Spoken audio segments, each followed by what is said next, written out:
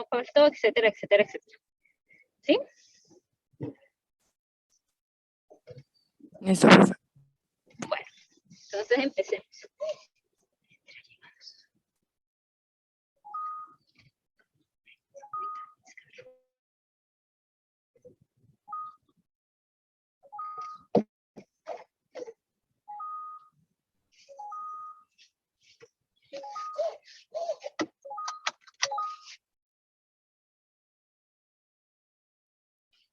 ¿Aló?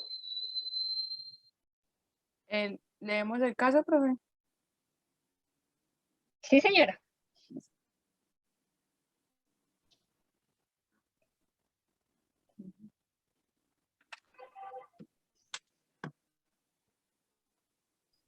Entonces, vale, lo pueden entrar alguno quiera participar.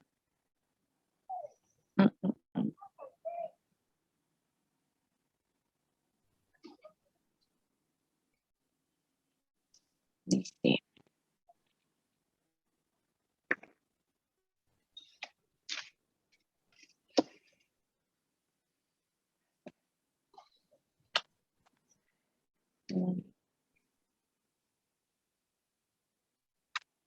A ver. Paciente mujer de 18 años sin alergias farmacológicas conocidas.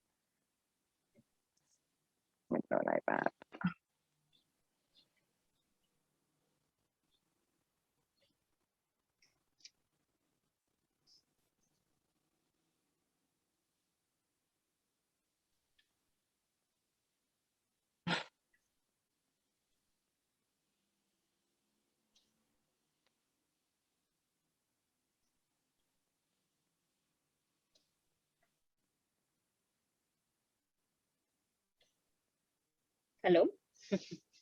Ya, profe, que parece que se me... Ah, Ya ya. un compañero va a leer. Ajá.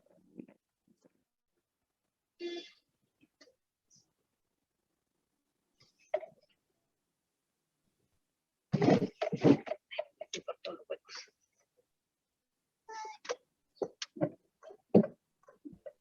Dice paciente mujer de 18 años sin alergias farmacológicas conocidas, con antecedentes de interés, es la presencia de soplo cardíaco en la infancia y embarazo de 26 semanas de gestación, que acude a urgencias por presentar cuadro febril de hasta 40 grados centígrados de una semana de evolución acompañado de tos irritativa, sin expectoración e intensa disnea.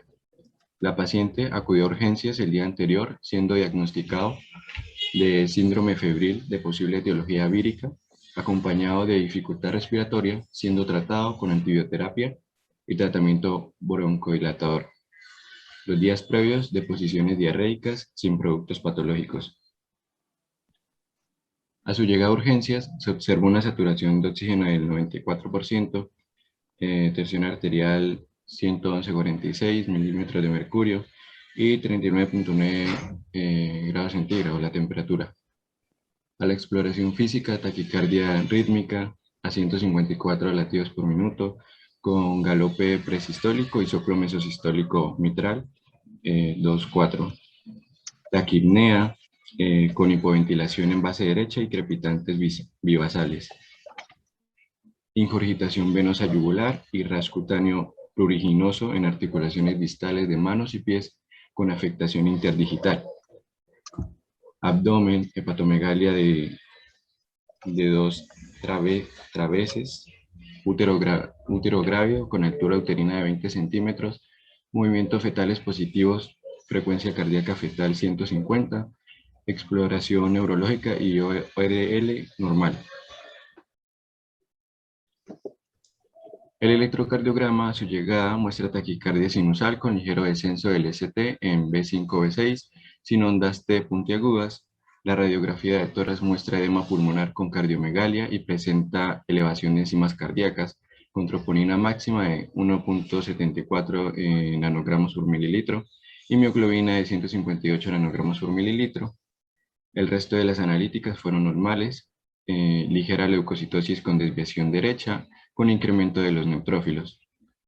El ecocardiograma al ingreso muestra ventrículo izquierdo no dilatado, ligero aumento global del grosor del miocardio y severa disfunción sistólica global, calculándose una fracción de eyectado ventricular izquierdo del 22 al 24%, sin alteraciones regionales. Patrón restrictivo con aurículas izquierda normal y derecha ligeramente dilatada y ventrículo derecho hipocontráctil y dilatado. Ligeras IM e IT con presiones pulmonares estimadas normales. Ese sería el caso, profe. Entonces, ¿cómo lo desarrollaron? A ver, primero, ¿qué es lo primero que tienen que sacar? La etiología. La etiología. La etiología. Entonces, ¿cuáles son los factores etiológicos que tiene el caso clínico? Profe, la paciente es una mujer de 18 años y está en embarazo.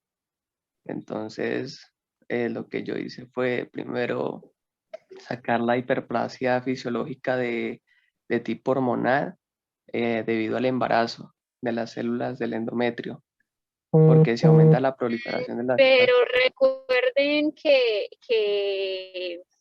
cuando yo hablo de etiología, no es diagnóstico. No es diagnóstico. Ay, fue por acá. Así le pego un carro. Cuando yo hablo de etiología,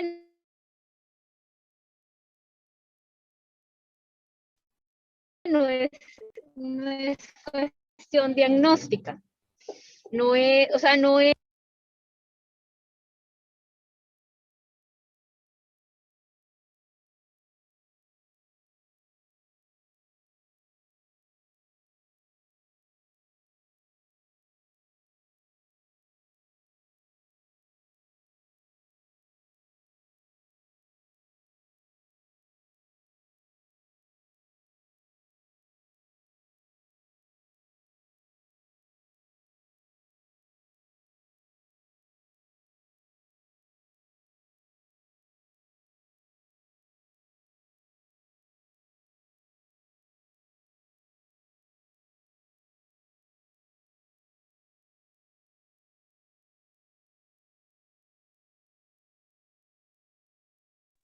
Profe, tiene el micrófono apagado por si está hablando.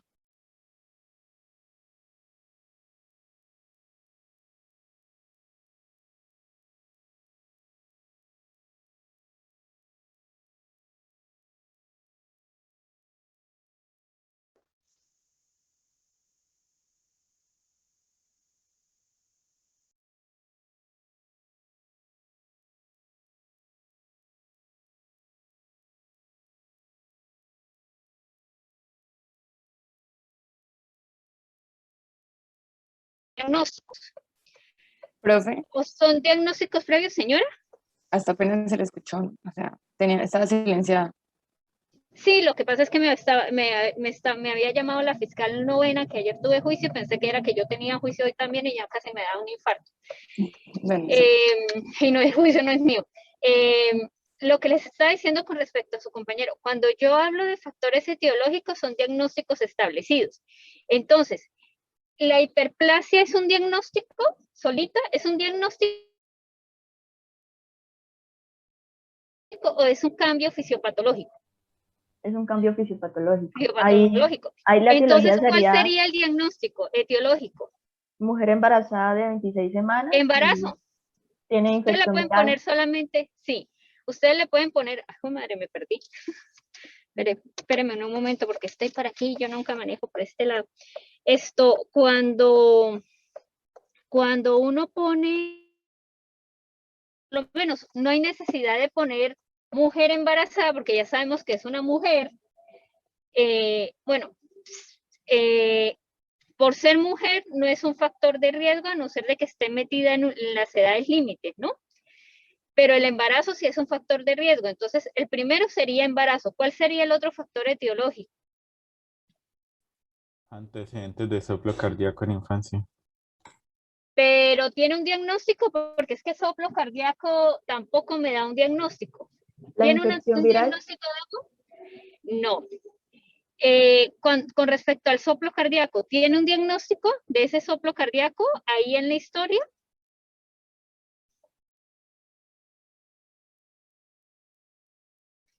¿Les dice algo que está dañado el corazón o no les dice nada que está dañado el corazón?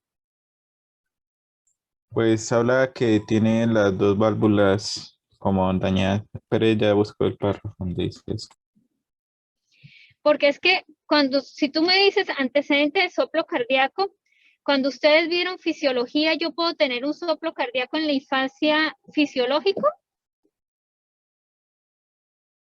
Cuando ustedes vieron profe. Sí se embriología. puede tener.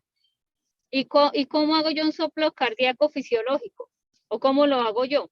¿O en qué época lo puedo hacer? Cuando vieron embriología.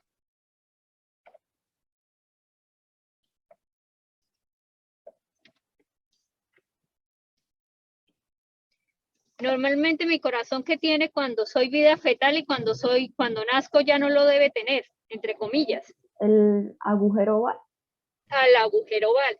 Entonces, normalmente cuando yo nazco, que eso les debía explicar el profesor de embriología, se aumentan las presiones y debe cambiar la circulación, ¿cierto? Porque es que normalmente cuando yo estoy en vida fetal, la circulación sistémica no funciona. Entonces,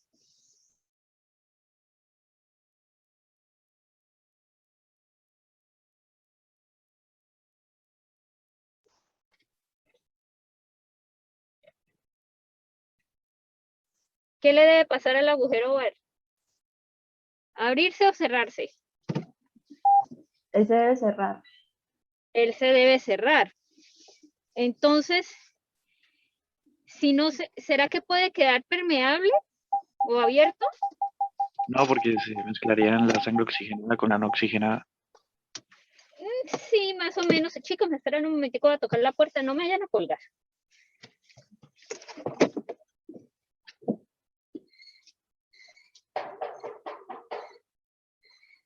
¿Me abre el cuerpo para guardar el carro?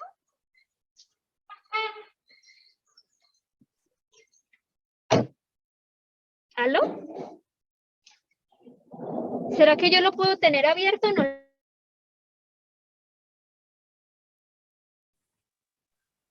Pero, profe, él siempre tiene como un tiempo para cerrarse. Exactamente, o sea que yo sí puedo tenerlo algo abierto, o sea, queda como una telita, entre comillas, donde en esa telita cada vez puede presentarse que puede quedar algo abierto. Ay, joder, madre, llegó otro carro y ahora cómo parqueo mi carro. Esto puede quedar algo abierto. Entonces, cuando queda algo abierto, se siente el soplo. Generalmente a los niños se les dice que puede, y a las mamás se les dice que puede durar abierto más o menos hasta los 6 meses. Si después de los 6 meses sigue abierto, ¿será normal? Eso sería ¿O ya es la patología anormal? de No, ya sería Eh, permeable para todo. Anormal, profe. Ah,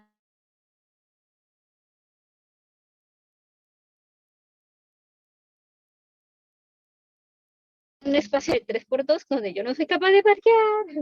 Siempre me parquean los carros.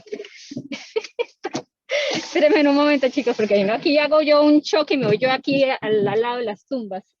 Y tumbo tumbas y después me fusilan. Ahí, ¿cierto?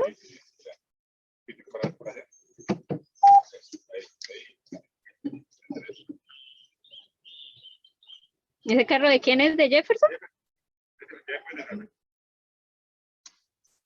Ahí ya quedó derecha, ¿cierto?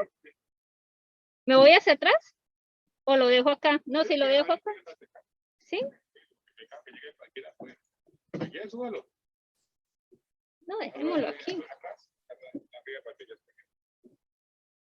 ¿Y ahí sí entran ellos? No entran. Sí, acá está el carro parqueado. Si quieres eso, déjalo arriba. ¿Sí? Si yo subo, parqueen acá y bajan. Más fácil, Sí. creo yo.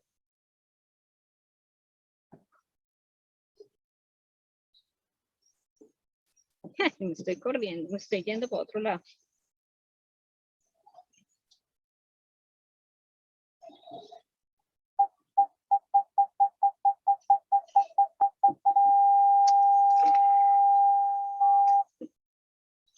Ahora sí, qué pena, pero es que parquear aquí en un espacio súper reducido me cuesta. Entonces, ya más o menos me entendieron. Entonces, la especificidad de soplo no es a no ser de que yo les diga soplo cardíaco sin especificar que está dañado, ¿no? Pues, profe, es que en el texto dice antecedentes de interés en la presencia de soplo cardíaco y más abajo dice Jue madre. soplo mesosistólico mitral y luego dice Por taquipnea con eso, ¿qué soplo está grave, dañado entonces? la válvula mitral. Ajá, exactamente. Espérame un momento que siga conectado. Ya tengo apagado. Entonces, ¿sería entonces daño de la válvula qué? Mitral. Cuando, si yo no le subiera...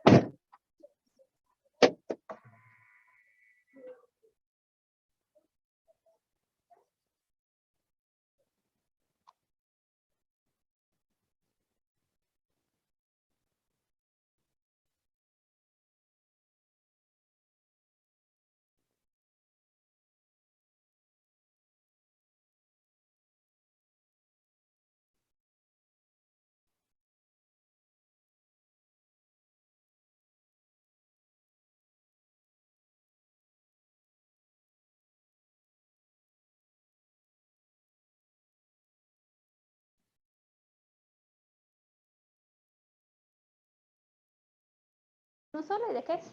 Minero. ¿Un minero? Ah, bueno. ¿Aló? Esperemos que... Porque yo trabajo hasta la 1, ¿no? Yo ya no trabajo hasta las 5. Porque yo trabajo hasta la 1. ¿A qué hora? Sino que, ¿cómo es que llama? Sino que yo me fui a recoger la muestra que estaba allá, porque es que está allá desde toda la semana. Pues yo no sabía, después que me escribió esa hora, yo no estaba, me estaba gritando, estaba con los niños, ¿Aló, chicos? ¿Me escuchan? Ahora sí ya me acomodé. Sí, profe, lo escuchamos. Profe. Entonces el segundo factor de riesgo sería un daño de la válvula mitral y al frente le pueden poner si quieren soplo. ¿Cuál es el otro factor de riesgo que tiene?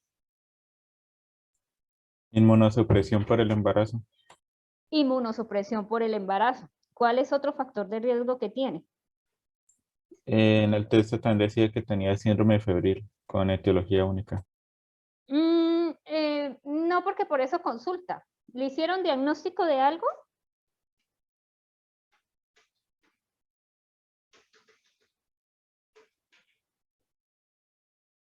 ¿Aló? No, profe. O sea, le dijeron decía que era posible infección viral, profe.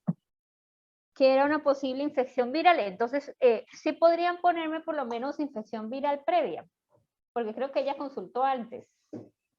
Ya van 4. ¿Faltaría algo más?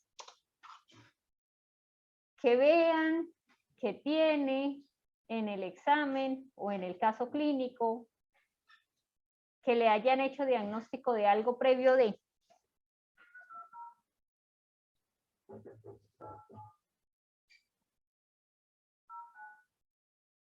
¿Yo tengo internet en este computador? Ah, ya. Que ya estoy abriendo yo aquí el caso clínico.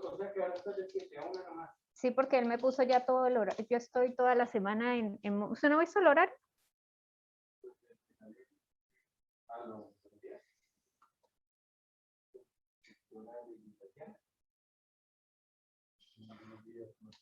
¿Aló?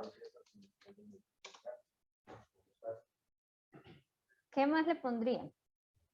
Ya estoy abriendo aquí.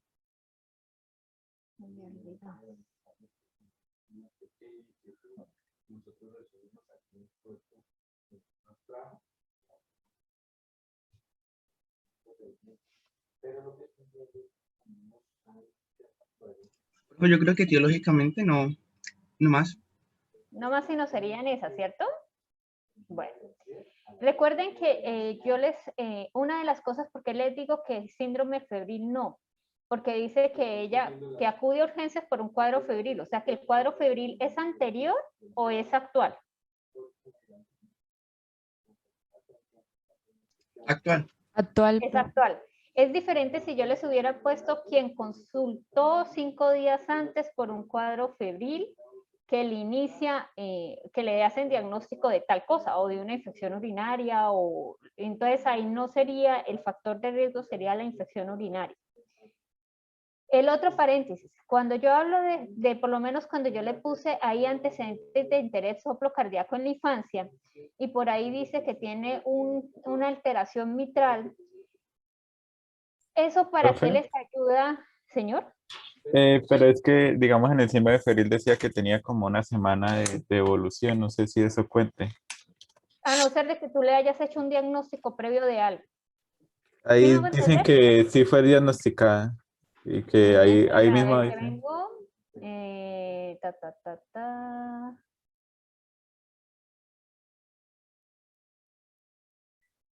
Entonces pueden ponerle síndrome febril de etiología vírica, no le dicen cuándo, cuánto tiempo y que el tratamiento cuál era. Entonces sí se puede poner como factor etiológico porque fue previo. Pero si por lo menos dice que no, que, ¿cómo es que llama? O sea, que si el evento hubiera sido la primera vez ese, pero que no había sido diagnosticado previamente antes de, eso sería como enfermedad actual. ¿Por qué yo les digo que el soplo es desde la infancia y no que el soplo es desde ahora? ¿Qué diferencia hay en que yo diga que el soplo es desde la infancia y no el soplo es desde ahora? Profe, una pregunta. Señor. ¿El cuadro febril no podría ser por la infección que tiene probablemente viral? Porque es que dice que estamos acude a hablando de urgencias con factores. cuadro febril. Sí, pero es que estamos hablando de diagnósticos que la paciente tiene previos. O sea, los factores etiológicos son diagnósticos que ella tiene o que yo puedo sacar de acuerdo a la edad o los factores que tiene la paciente. Entonces, como ahí dice que ya tiene diagnóstico de etiología vírica, ¿qué quiere decir? Que ella consultó previamente, entonces lo pueden meter como factor de riesgo. Segunda pregunta, ¿por qué? ¿Qué diferencia hay que yo les diga que tiene un soplo desde la infancia y no les puse que el soplo era actual o reciente? Independientemente de lo que esté dañado, ¿por qué les pongo eso? Para que se orienten con qué sentido o en qué situación.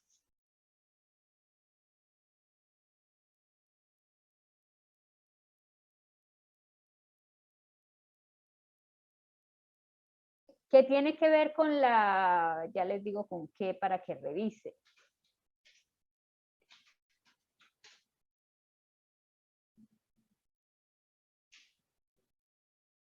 ¿Qué tiene que ver con la radiografía de tórax?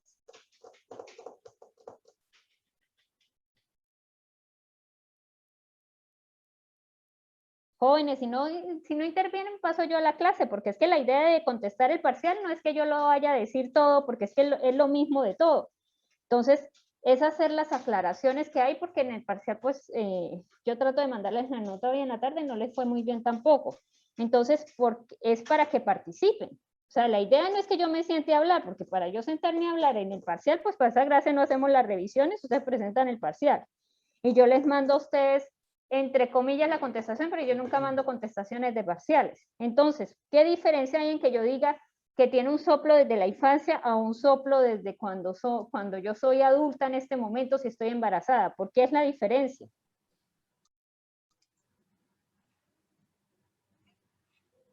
Porque en la infancia suele ser un poco más normal ese hecho, ¿no? Y pues, No por ese lado. ¿Qué diferencia hay? Por el tiempo que lleva. Exactamente, y entonces si es por el tiempo que lleva, ¿qué cambios de adaptación sí puede presentar si tiene 26 años con ese, 18 años con ese soplo? Eso estaría relacionado con la cardiomegalia. Sí, la cardiomegalia. Exactamente, entonces podría presentar cambios de cardiomegalia, podría presentar, etcétera, etcétera, etcétera, etcétera. ¿Sí me hago entender? O sea, la diferencia que yo te diga a ti que el soplo es de la infancia, ¿desde cuándo está teniendo cambios de estrés el corazón? ¿Desde la infancia o desde el momento en que ella está embarazada, que son 26 semanas, son 4 meses? Desde la infancia. Desde la Desde la infancia. infancia. Entonces es muy probable que ella haga muchos cambios de adaptación en el corazón. Desde ahí tienen que ubicarse. Entonces ya dijimos que los factores de riesgo son 1, que está embarazada, 2, que está inmunosuprimida, 3, que tiene un síndrome febril, 4, que tiene una alteración cardíaca, y que esa alteración cardíaca se la confirman abajo, que es una alteración de la válvula mitral. Bueno, después de sacar los factores etiológicos, ¿qué deben sacar? ¿Qué dijimos? Los cambios estructurales. Cambios estructurales. Los cambios estructurales. Entonces, ¿cómo me explican que la señora tenga una cardiomegalia y que tenga un edema? Porque les estoy diciendo que tiene un edema. ¿Cómo es el evento fisiopatológico? ¿Cómo lo explicaron? Fuera de eso, yo les digo abajo que... Profe, qué pena, ¿la taquicardia rítmica no sería también una etiología? No, porque tiene fiebre. Cuando tú tienes fiebre, ¿qué haces? Taquicardia. Ajá. Ah, vale, profe, gracias. Cuando tú tienes fiebre, haces taquicardia. Entonces, es relativo. Abajo en el ecocardiograma, ¿qué les digo?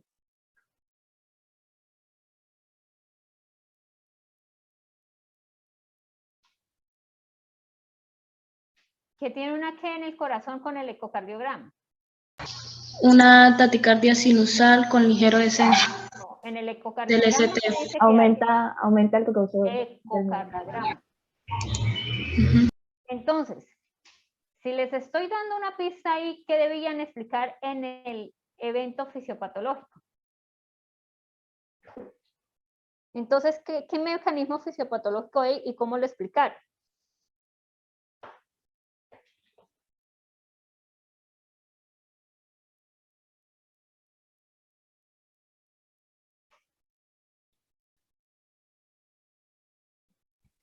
Ahí fue como explicar todo el mecanismo de la hipertrofia.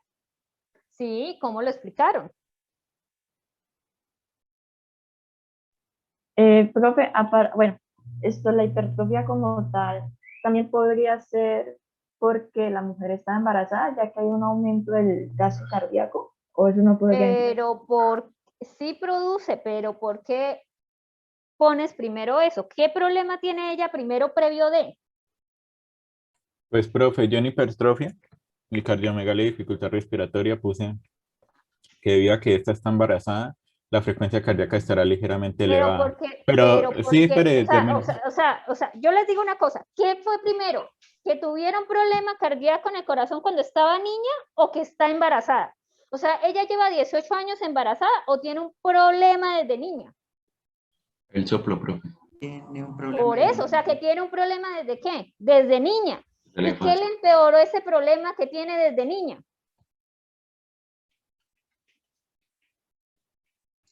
Que El sí lo embarazo. tiene actualmente, el embarazo. Entonces, ¿cómo tienen que explicarme la cardiomegalia primero? ¿Primero está embarazada o primero tiene el problema desde niña? Problemas de niña. ¿La válvula mitral está dañada desde que está de niña o cuando está embarazada? Desde niña. Desde niña. Entonces, ¿cómo debían explicar la cardiomegalia?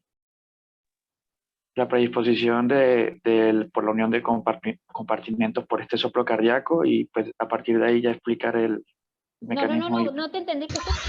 Por la vía patológica. No, por el mecanismo ¿cómo se patológico. produce el evento? ¿Cómo se produce el evento? ¿Qué es lo que ocurre? Porque no me han explicado nada. ¿Cómo hago yo para hacer la hipertrofia? ¿Por qué ocurre la hipertrofia? Pues hay aumento de la carga del trabajo que hace que haya acciones Porque hay un aumento de la carga de trabajo. por varios factores, pues comenzando por... No. ¿Cuáles son los factores? Explícame cuáles son los aumentos, porque es que eso es lo que yo les evalúo en el parcial. por el soplo cardíaco, por la insuficiencia a nivel de las válvulas, por la hiperventilación. No, pero ¿cuáles válvulas? ¿Tiene dañadas todas las válvulas? La mitral. ¿Qué pasa? Por eso. ¿Y qué pasa si yo tengo dañada la válvula mitral? Eso es lo que ustedes tienen que explicar. Usted me tiene que explicar cómo funciona normalmente el corazón.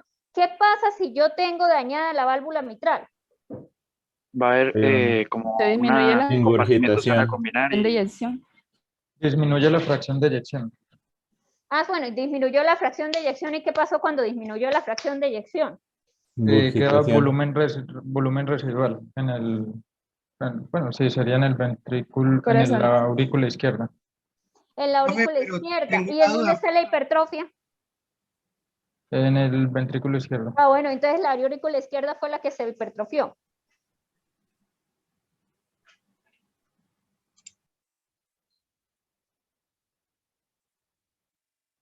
¿Qué pasó? Pues, profe, Profe, pues como llegaba poquito volumen al ventrículo izquierdo, entonces este aumentó su trabajo. Por ende, No, entonces, señor. No, señor. No me inventé Pues todavía. en el caso clínico dice, profesora, que hay un patrón restrictivo con aurícula izquierda normal. Entonces, la hipertrofia afectó creo que el ventrículo, ¿no? Ajá. Entonces, ¿qué ocurrió? ¿Cómo fue el proceso? Normalmente, ¿cómo funciona el corazón? El volumen del ventrículo, bueno, por lo que estamos No, hablando, el volumen del no, ventrículo es que no izquierdo. hablen de volumen de ventrículo izquierdo. ¿Cómo hago yo la hipertrofia cuando tengo una insuficiencia valvular mitral? ¿Qué hago yo? ¿Qué proceso de adaptación hago? Eso fue lo primero que debieron mirar. ¿Qué hago yo cuando yo tengo una alteración de la válvula mitral? ¿La válvula mitral en dónde está ubicada? ¿En qué parte? Corazón izquierdo. Corazón izquierdo. ¿Y qué me separa?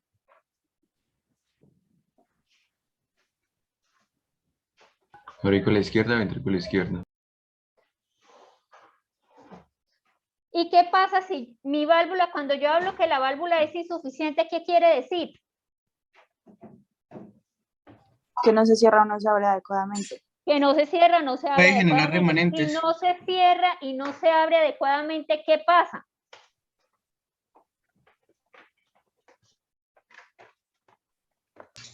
Una mala eyección. Una mala eyección. ¿Pero qué pasa? Profe, que puede ocurrir un prolapso valvular. No, señor. ¿Qué pasa? Profe, Se pues seguirá primero acumulando la sangre en la puede aurícula. haber La sangre se remanentes. devuelve, ¿no? Se acumula la sangre en cuál aurícula, ¿derecha o izquierda? En la izquierda. En la izquierda. Y si la válvula no me abre bien, ¿qué pasa? ¿Qué más pasa? ¿Dónde se corazón sigue va a más necesitar- acumulando? No, ¿dónde se sigue acumulando más sangre? En los pulmones. ¿Dónde se sigue Llegan las acumulando venas más sangre? pulmonares, luego pulmones. En las venas pulmonares. Antes de las venas pulmonares, ¿qué Las pasa? arterias ¿Será que pulmonares. la aurícula no, ¿será que la aurícula no se dilata todo lo que se pueda dilatar? Sí, profe. Eso hace que aumente la carga de trabajo. Entonces la aurícula se dilata todo lo Contribuye que a la se pueda hipertrofia. dilatar. La aurícula derecha está hipertrofiada, la aurícula izquierda está hipertrofiada, según el ecocardiograma.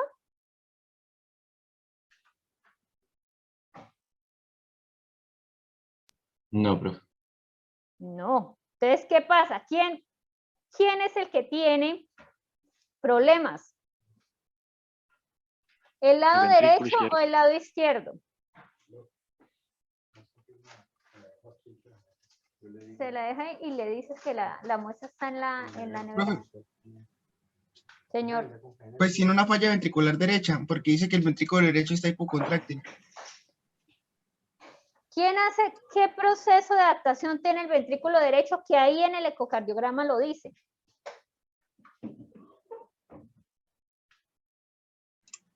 Pues ahí tiene dos renglones antes de terminar el ecocardiograma, ¿qué dice?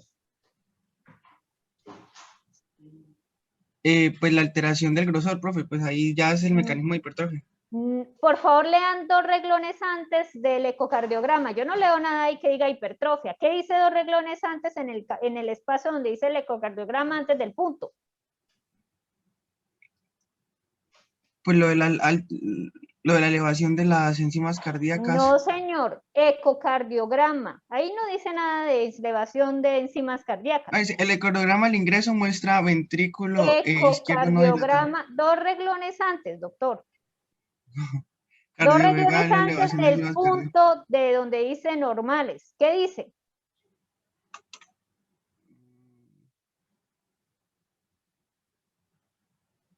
Donde dice patrón restrictivo con aurículas izquierdas, ¿no saben contar 2 renglones antes del punto donde dice normales? Profe, sí Lean está ese ahí, pedazo, ¿qué es lo que dice? Patrón sí restrictivo está ahí, con aurículas izquierda podría normal y dilatar. derecha Bueno. ligeramente dilatada. Y derecha ligeramente dilatada. Siga leyendo. Ventrículo derecho hipocontráctil y dilatado. Es lo que le decía, Y profe. dilatado, ¿qué proceso, cuando yo hablo de dilatado, qué proceso de adaptación hubo antes de? ¿Qué proceso de adaptación hay para yo decir que está dilatado? Atrofia, Atrofia. ¿Y antes de la atrofia qué debió haber existido? Una hipoxia. hipoxia, No, señor. Bueno, sí, mecanismo, pero antes de la atrofia, ¿qué patrón de adaptación debió haber existido? Autofagia. No, ¿qué Atro- proceso de adaptación antes de la atrofia debió haber existido? Que yo se los dije en clase. Hipertrofia. La hipertrofia. ¿Por qué el corazón derecho se me va a hipertrofiar? Por el aumento de la carga del trabajo. ¿Y quién le aumentó la carga de trabajo? ¿Por qué? Porque Por estaba la válvula. hipocontráctil. Por la insuficiencia No, mitral. ¿por qué? Por la insuficiencia mitral. ¿Y por qué por la insuficiencia mitral? Porque hay una fracción de eyección baja y una regurgitación. ¿Y por qué una fracción de eyección baja? Fracción de eyección me estás hablando del lado izquierdo del corazón. Te estoy preguntando por el lado derecho. ¿Por qué se me va? ¿Qué estamos preguntando? Ah, sí, que por qué se me va a hipertrofiar el lado derecho del corazón, el ventrículo derecho. Profe, ¿Qué problema tengo? se suponía que había una regurgitación hacia las venas pulmonares, entonces como Ajá. la sangre antes de llegar a las venas tiene que pasar por aurículo, ventrículo derecho y ahí pasar por las arterias pulmonares, pero entonces va a haber como un choque o algo así que no va a permitir. No, es que no me digas que hay un choque o algo así, que hay, porque es que usted no le va a decir al paciente, señor, es que usted tiene como una hipertensión o algo así. ¿Será que yo te creo a ti que tú me digas que yo tengo, o sea, con la palabra algo así, yo voy a decir, esta médica no sabe nada? ¿Sí o no? ¿Qué es lo que tiene? Ustedes me dicen que la válvula mitral está dañada, no funciona, ¿cierto? Se me está quedando el líquido, ¿en dónde se me está quedando el líquido o la sangre? En el aurícula izquierda. ¿Qué pasa si se me queda líquido o sangre en la aurícula izquierda? ¿Quién tiene que hacer más trabajo para qué?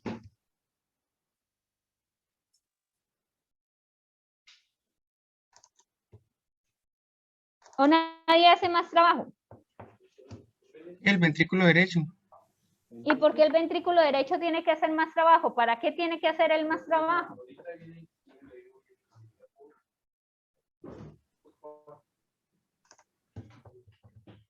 ¿Puedes repetir, profe? Es que me están recortando. ¿Por qué el ventrículo derecho tiene que hacer más trabajo? Para que aumente, para tratar de aumentar la eyección, porque estaba muy baja.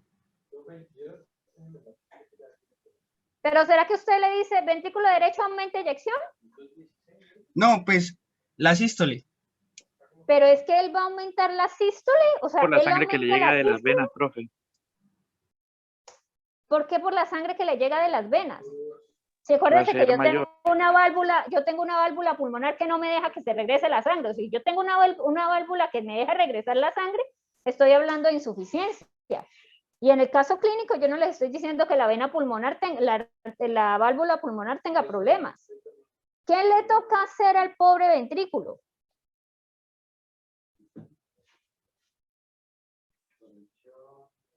¿Por qué él está aumentando el trabajo? Y yo se los expliqué con un dibujito ahí donde les decía, si llega un remanente, este llega y este, ¿qué pasa? ¿Qué pasó ahí?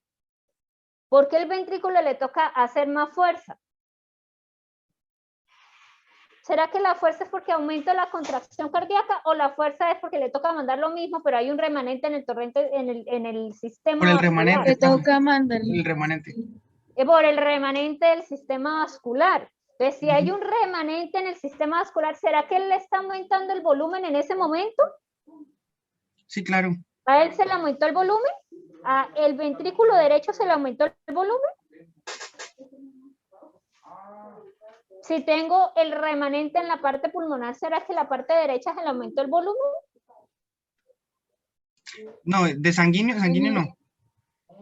Entonces no me digan que aumentó el volumen, lo que aumenta ahí es ¿qué? ¿La resistencia o el La trabajo? resistencia. La Hay un resistencia, aumento porque en es que resistencia. tiene ¿dónde? Resistencia en dónde lo tiene, en los vasos sanguíneos. Ahora sí, ya después de explicarme toda la chorrera, o sea, decirme que la válvula mitral se dañó, que no se abre bien, que empieza a haber un remanente, que aumenta frecuencia cardíaca, sí, pero recuerden que yo al principio les decía que el aumento de la frecuencia cardíaca es compensadora y no me va a hacer cambios a nivel de la estructura cardíaca. O sea, no me va a hacer hipertrofia, pero como es un proceso que está hace un año o es desde la infancia. De la infancia. Es un proceso que es desde la infancia, entonces ella empieza a hacer remanentes de sangre en todo el lecho vascular. ¿Y a quién le toca hacer todo el trabajo para mandar la sangre? Al ventrículo. Al ventrículo derecho. Entonces, ¿qué proceso de adaptación ahora sí? Mecanismo me utiliza ese ventrículo derecho para hacer la hipertrofia.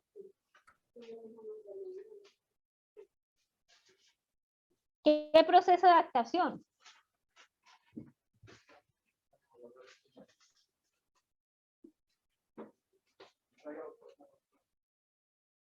La hipertrofia. La hipertrofia, sí, ya hablamos de la hipertrofia, pero ¿cómo se hace el proceso de hipertrofia aquí en este proceso? ¿Es fisiológica o es patológica? Es patológica. Es patológica, entonces, ¿qué vía utiliza en lo patológico? De la Activa los receptores, sí.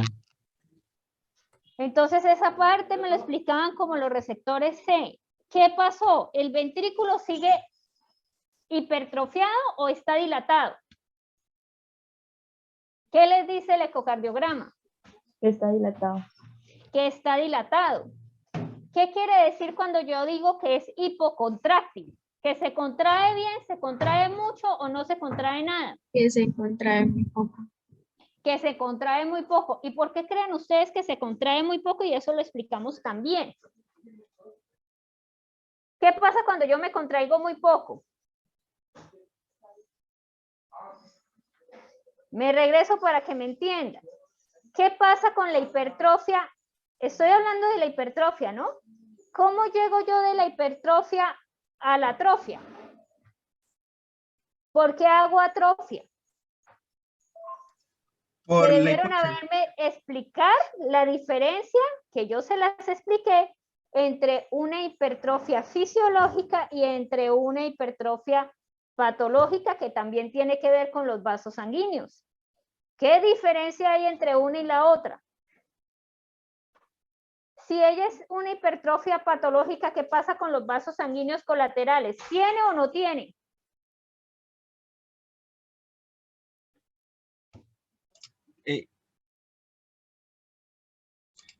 Sí, profe, porque aumentan los factores de crecimiento. ¿Seguro?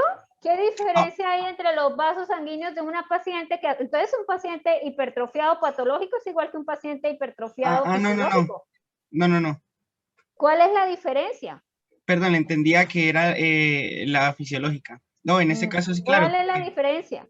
Que no hay aumento. Que no hay vasos colaterales. Entonces, ahí debieron haber puesto Hay diferencial. La diferencia de la hipertrofia patológica, no hay formación de muchos vasos colaterales. Si no hay mucha formación de vasos colaterales, ¿qué pasa? Hipoxia. Hay hipoxia. ¿Y después qué pasa? Isquemia. La atrofia. Hay isquemia. ¿Y después qué pasa? Atrofia. Hay atrofia. ¿Y qué pasa? Pues hay disminución del ATP, daño en los canales, la autofagia, lo que hablamos de... Sí, pero ¿qué pasa? No me han dicho cuál es la vida de la atrofia.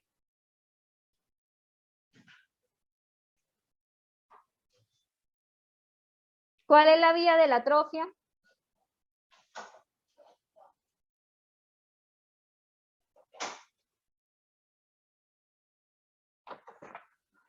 ¿Ninguna? La vía Wichitina protosoma. La vía del Wichitina protosoma, que debieron haberle explicado que va pegado con la autofagia. ¿Qué pasa? Si yo si sigo en hipoxia, ¿qué ocurre?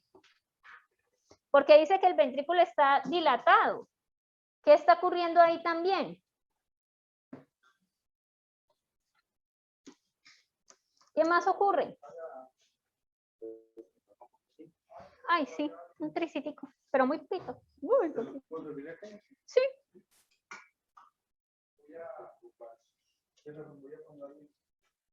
¿Qué pasa, jóvenes? No, porque se disminuye la contractilidad de este por la falta de energía. Pero ¿por qué se disminuye la contractibilidad si estamos hablando de atrofia? ¿Qué pasa con las células que están en atrofia y que siguen en hipoxia al lado? ¿Qué pasa con las células que por ahí me trataron de decir? Se pueden necrosar, ¿no? Se pueden necrosar, es una, pero no tengo infiltrado inflamatorio por ahí. ¿Qué proceso hacen más rápido? Apoptosis. Apoptosis. Entonces hacen apoptosis. ¿Y qué pasa con el tejido que se murió? Es reemplazado por tejido fibroso. Y entonces si se reemplaza por tejido Tejido fibroso, cicatrizal. ¿qué pasa con la contracción? Pues ¿Qué no del va, lado disminuye? Se disminuye. Ah, bueno, ya me explicaron disminuye por la qué es fuerza. hipocontráctil. Ahí ya explicaron las dos cosas. Regresémonos ahora. La señora tiene algo de, por aquí yo les puse, tiene otra característica que dijimos que tenía que le empeoraba el cuadro, ¿cierto? O sea, ella tiene esa enfermedad de base, Prun. Eso es lo Profe, una inicial. pregunta, que la interrumpa. Señor. En el caso clínico dice que hay presentación presenta elevación de enzimas cardíacas con troponina máxima de 1,74. Eso no quiere decir Ajá. que es necrosis, más bien, o estoy mal. Sí, pero es que estamos hablando del proceso inicial para decir que ella, porque es que ella no me hace dilatación ni hipocontractibilidad de un momento a otro, o ella cuánto demoró para hacer la dilatación. Que eso es lo que yo les pregunto, ¿es una enfermedad crónica o es una enfermedad aguda? ¿El problema que ella tiene cardíaco es crónico o agudo? Crónico. Es crónico. Que tiene algo que le está agudizando la enfermedad. No me vayan a poner crónico agudizado, ¿no? O sea, tiene una enfermedad crónica que una enfermedad nueva o un proceso nuevo le está agudizando su proceso crónico, ¿sí o no? Sí. Sí, ¿y cuál es su proceso que le está agudizando su enfermedad de base?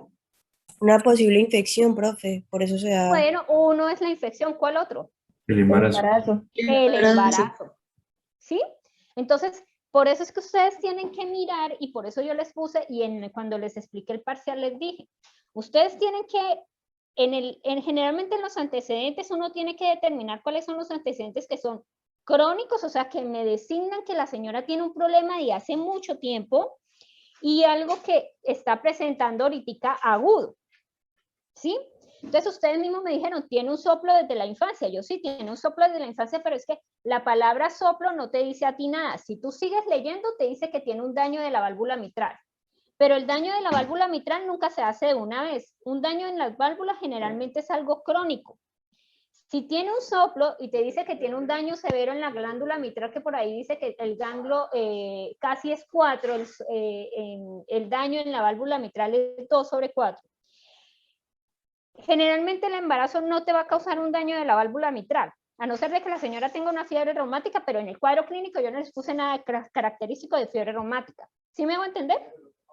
Entonces, ya explicamos por qué el lado derecho está dilatado y por qué está hipocontráctil. Ahora tenemos que explicar por qué el lado izquierdo, espérenme un momento.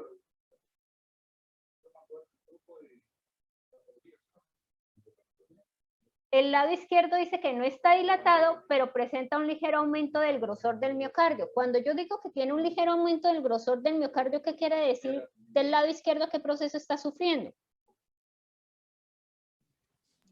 Hipertrofia. Hipertrofia. Entonces, ¿cómo explicarían ustedes la hipertrofia del lado izquierdo del corazón? Primero, Pues también es una hipertrofia patológica, profe, ya la explicamos en el proceso anterior. pero porque, o sea, el mecanismo es el mismo, pero ¿quién me lo desencadena? O sea, la hipertrofia del lado Profe, izquierdo pues la carga la del válvula aumento del mitral. trabajo. No, la ¿Y carga quién del le aumento causa del el trabajo. aumento del trabajo? Acuérdense que yo les dije que los mecanismos moleculares para todos son lo mismo. O sea, si yo voy a hablar de hipertrofia patológica en el ventrículo derecho, en el ventrículo izquierdo, es el mismo, porque se va por la proteína G. Lo que hace la clave es saber quién me lo desencadena, quién es el que me lo genera. Si yo no sé que la señora, no le escucho que la señora tiene un soplo cardíaco y que tiene dañada una válvula, y me pongo a tratarle como si tuviera una hipertensión arterial, ¿será que le funcionará el tratamiento? Siendo que la señora tiene un daño de una válvula y no tiene hipertensión arterial, ¿me sirve el tratamiento o no me sirve? No. No, entonces, eso es lo que yo les estoy, ese es el meollo del asunto. O sea, el meollo del asunto, que me expliquen cómo en la secuencia, me pueden decir, ya lo expliqué anteriormente, pero el que me produce la hipertrofia en el lado izquierdo del corazón no es la válvula mitral, o sí es la válvula mitral.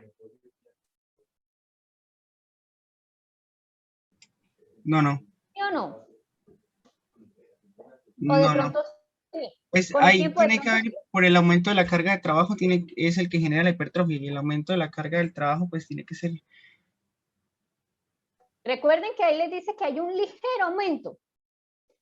Por ahí alguien de esos compañeros me dijo que tenía una condición que en el momento podía hacerle un aumento.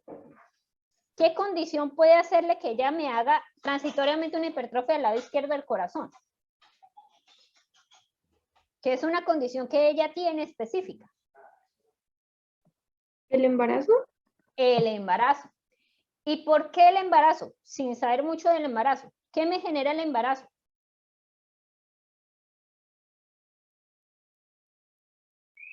¿Aumenta el gasto cardíaco? Pero acuérdense que para yo poder explicar la hipertrofia, tengo que ponerle dos características. Entonces, aumenta el gasto cardíaco. ¿Y por qué aumenta el gasto cardíaco?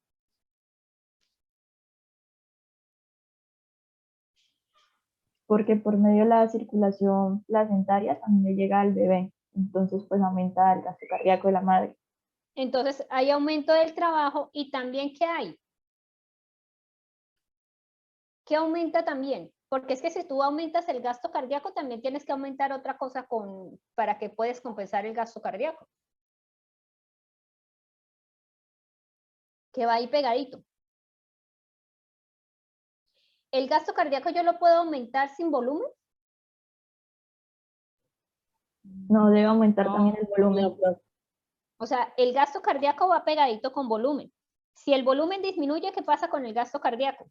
También Que se los explico en fisiología. Disminuye, ¿cierto? Sí, para yo tener un gasto cardíaco aumentado, ¿qué debo aumentar? El volumen. El volumen. Entonces, sin saber nada más, porque eso es de fisiología, entonces ustedes me ponen el embarazo, entonces sacan una flechita y ponían embarazo, hay un aumento de gasto cardíaco y un aumento de ¿qué? De volumen. Si hay un aumento de gasto cardíaco y de volumen, ¿qué le pasa al corazón? Se hipertrofia. Se hipertrofia. ¿Es una hipertrofia patológica o es una hipertrofia fisiológica? Fisiológica, profe. Fisiológica. Ahí viene el meollo del asunto. Hipertrofia fisiológica. Entonces, del lado izquierdo, ¿cómo debieron haberlo explicado? Por la vía de la PI3K. Ajá. Porque es que hay unos parciales que yo revisé y si se dan cuenta, no me los separaron así. O sea, el meollo del asunto es no embolatarse, porque es que hay procesos que se pegan y que yo puedo unirlos. ¿Cuál es lo más complicado? Que estoy sacándolos con ganzúa. Lo más complicado es determinar el proceso por las vías, o lo más complicado es saber quién me lo genera. Saber quién lo genera. Es lo más complicado. ¿Por qué? Porque la vía, es lo que yo les digo, la vía va a ser la misma. Independientemente, o sea, bueno, en la casa de esta, ella tiene una hipertrofia fisiológica. Pero si resulta que si yo les hubiera puesto en el parcial de que la señora tenía una insuficiencia de la válvula aórtica y está embarazada con una insuficiencia de la válvula mitral, la sobrecarga que ella va a tener es fisiológica y patológica, o va a tener las dos. Si Ahí les ya hubiera puesto sería patológica por lo de la válvula aórtica mayormente. pero también tiene una implicación ¿qué? Fisiológica por el embarazo. Exactamente. ¿Y qué pasaría con mi patología de base? ¿La empeora o no la empeora? Empeoraría. Empeora. Esto es como para que ustedes se den cuenta. Yo puedo tener una enfermedad de base, pero cualquier proceso de adaptación, así sea fisiológico, me puede empeorar mi enfermedad de base. Por eso es que uno debe tener, y hago un paréntesis, uno debe tener mucho cuidado con los pacientes cuando inician actividad física. Porque recuerden que los pacientes tienen un proceso, cuando tienen enfermedades, tienen un proceso patológico. Que si así yo los vaya a exponer a un proceso fisiológico, le puedo desencadenar la muerte del paciente. Por eso hay pacientes que si tienen una enfermedad de base, por lo menos, y está embarazada, y es cuando le dicen, no, si usted continúa en el embarazo se puede morir. Entonces, ¿qué le toca a la paciente? Decidir si se desembaraza o decidir si continúa con el embarazo.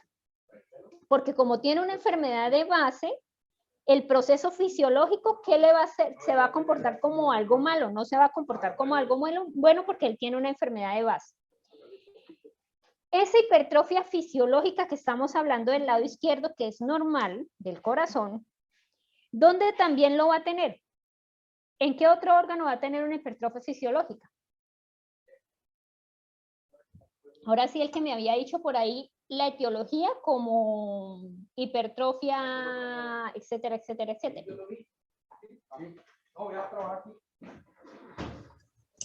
Pues el endometrio, ¿no, profe? Pero no el endometrio, ¿qué parte? Porque ¿El recuerden que miometrio? el miometrio. Entonces ahí le hubieran puesto miometrio o útero y ahí lo unen con el mecanismo de la hipertrofia fisiológica. Entonces ya tenemos dos órganos que tienen hipertrofia fisiológica y ya explicamos un órgano aparte que tiene hipertrofia y atrofia, que ya explicamos el proceso de hipertrofia y estamos en atrofia. ¿Qué pasa cuando yo tengo atrofia? Ahora para explicarme la sintomatología del edema pulmonar. Si nosotros decimos que está dilatado, ¿cierto? Y que no se contrae bien, o sea, que está hipocontráctil el ventrículo derecho y que está dilatado el ventrículo derecho. ¿Qué ocurre con la parte de la parte intermedia? ¿Qué le pasa a la parte pulmonar? Ya me dijeron ustedes que se empieza a quedar remanente, ¿cierto? Hay edema. ¿Qué tipo de edema hay? ¿Un exudado o un trasudado? Estamos en parte mecánica, un trasudado. ¿Y por qué un trasudado? Porque es por un cambio de presiones. ¿Y por qué hay un cambio de presiones? ¿Para dónde va? ¿Para dónde gira? ¿Qué presión se cambia? ¿Qué no se cambia? ¿Qué ocurre? Aumentaría la presión pulmonar, profe, por lo que hay aumento del volumen, bueno, hay como un estancamiento de la sangre, por lo que ya habíamos explicado. Sí, pero para yo hacer hipertensión pulmonar hay otras implicaciones más. ¿Qué presión me altera? O sea, La hidrostática aumenta, la disminuye la colosmótica y aumenta la hidrostática. Entonces eso hace que haya ¿qué? ¿Fuga de qué? De líquido. El contenido del líquido se va hacia el intersticio. Al intersticio y me genera edema, ¿cierto? Entonces ahí ustedes ya me están explicando que la paciente tiene un edema pulmonar, entonces ahí me están explicando por qué es el edema pulmonar. Pero resulta que, bueno, arriba en el examen físico, de hipoventilación con crépitos vivasales, entonces yo les pongo, se auscultan burbujas finas. ¿Qué quiere decir burbujas finas?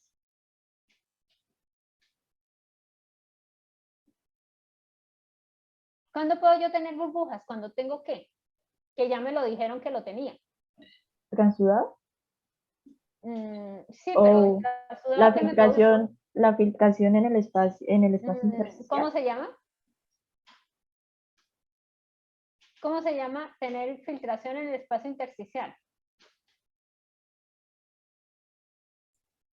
Que se lo dice la radiografía. ¿Qué palabra utilizo yo ahí? Edema. Edema. Entonces, ahí ustedes ya me están explicando parte del examen físico, o sea, por qué ella tiene crépitos y por qué ella tiene la parte de la disminución de los ruidos respiratorios, porque el pulmón está lleno de agüita. Ese es uno. Ahora dos. En una de las clases, nosotros hablábamos cuando, si el corazón derecho está dilatado, ¿cierto? Porque decimos que está dilatado, que no se contrae bien. ¿Qué pasa cuando el corazón derecho está dilatado y no se contrae bien? ¿Puedo pasar la sangre al resto del sistema circulatorio o no lo puedo hacer?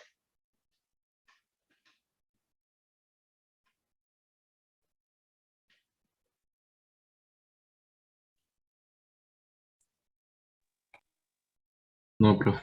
No pasa adecuadamente. No pasa adecuadamente. Y si no pasa adecuadamente, ¿qué ocurre con la sangre que me llega al ventrículo?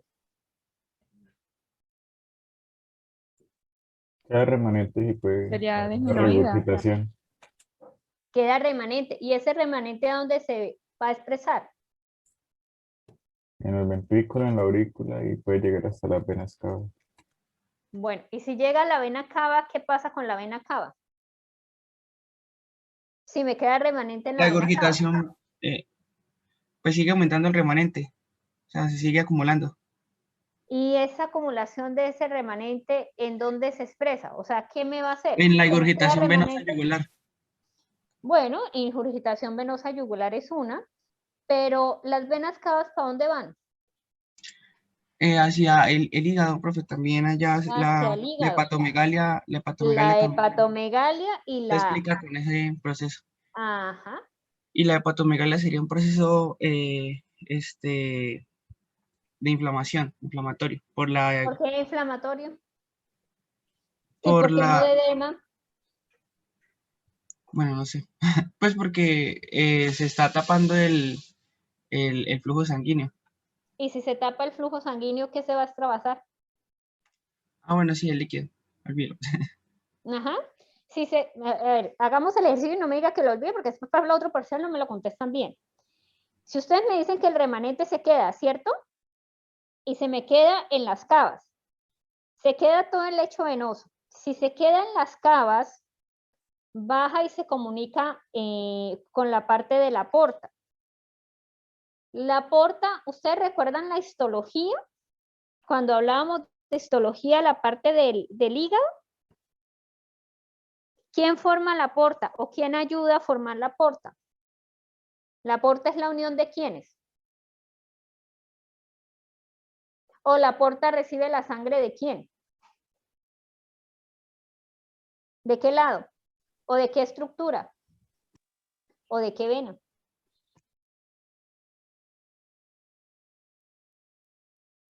La mesentérica superior. No, a nivel hepático. Acuérdate que la porta es a nivel hepático. A nivel hepático, ella recibe la sangre, porque estamos en hígado. Entonces tenemos la parte de la porta, recuerden la esplénica y la mesentérica, que se van a unir ahí en la parte de las venas cavas. Tenemos que la sangre se me está quedando en el lecho venoso y se me está quedando en el espacio, en la vena porta. La vena porta recibe la sangre ¿de qué vena? A nivel hepático. Recuerden el hexágono. ¿De la Y en el común? hexágono, no, común es para el conducto biliar. ¿Recuerdan el hexágono cuando ustedes veían histología? En las esquinas del hexágono del hígado, ¿qué es lo que hay? ¿Cómo La se tríada llama? portal. La tríada portal. Y en la parte... Y en el centro de la vena central. Eso, la vena central. Que si le digo centro, pues ustedes resultan de una vez. Entonces, la porta recibe de las venas centrales. Si la vena porta está congestionada, o sea, congestionada es que está llena de sangre, ¿por qué está llena de sangre la vena porta? Por los remanentes. Por los remanentes, porque mi lado derecho no funciona. Entonces, ¿quién se va a llenar también de sangre? ¿La vena central o no? Sí. O sea, todo el sistema.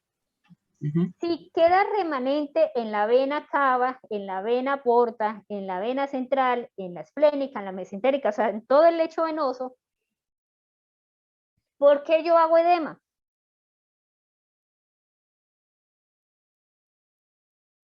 ¿Por qué hago hepatomegalia? Se congestionan los vasos sanguíneos. Ya dijimos que están congestionados, pero ¿por qué hago yo edema? ¿Por qué mecanismo? Por el aumento de la presión. ¿Qué presión? Hidrostática. ¿Cuál me disminuye? La coloidosmótica. ¿Y qué pasa con el líquido? Se sale. Se Se filtra. extravasa. ¿Y a dónde se me va a extravasar? Al intersticio. Al intersticio. ¿Y si es el hígado, qué me produce en el hígado? La hepatomegalia. Aumento de tamaño. ¿Y si es en el vaso, qué me produce en el vaso? Esplenomegalia. Esplenomegalia.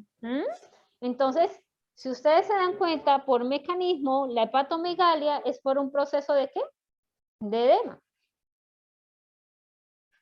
Ahora vamos arriba con respecto a la fiebre. ¿Será que el proceso viral en sí es el que le está produciendo a ella esto o es su enfermedad de base que se le está empeorando con el embarazo y le empeoró con el proceso viral? ¿Qué piensan ustedes?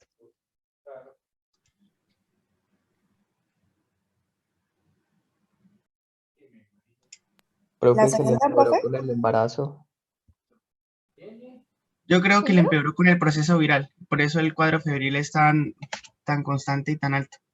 Ajá. Entonces, ¿qué problema tenemos con respecto al cuadro viral? Que es un problema para ella muy grande.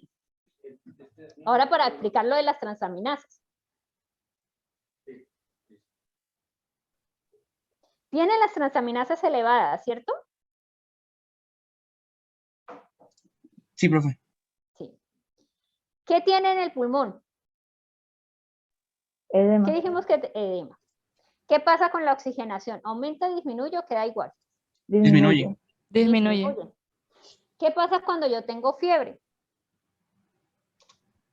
¿Qué hago yo de mecanismo compensatorio? Aumenta la frecuencia cardíaca. Aumento la frecuencia cardíaca. Yo aumento la frecuencia cardíaca, pero el corazón tiene unos procesos de adaptación o no tiene proceso de adaptación. Sí, el corazón está hipertrofiado. Está hipertrofiado en un lado y en el otro está ¿qué? Atrofiado. Tiene un proceso de atrofia y de muerte celular. Si yo le aumento la frecuencia cardíaca, le estoy aumentando ¿qué al corazón? El trabajo. El trabajo. Y para usted generar trabajo, ¿qué necesita?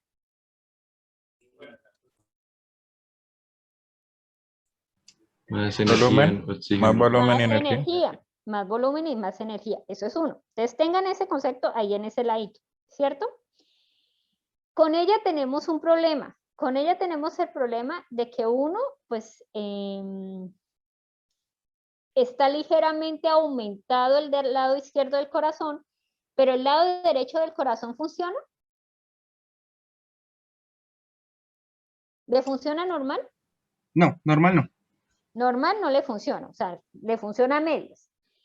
Como le funciona a medias, toda la sangre que pasa del corazón derecho al corazón izquierdo llega. No. No, profe. No le va a llegar. ¿Por qué yo paso la sangre del corazón derecho al corazón izquierdo?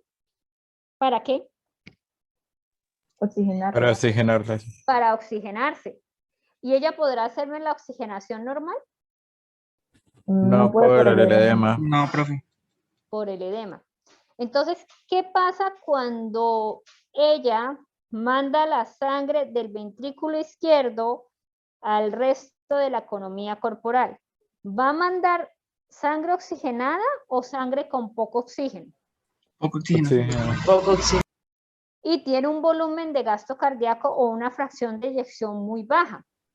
Si yo tengo una fracción de eyección muy baja con poca oxigenación y le estoy poniendo trabajo al corazón y le estoy diciendo al corazón que tiene que mandar más sangre y el corazón, ustedes me dijeron, cojamos la idea que hicieron al principio, que necesitaban más nutrientes, ¿Va a tener más nutrientes o no va a tener más nutrientes?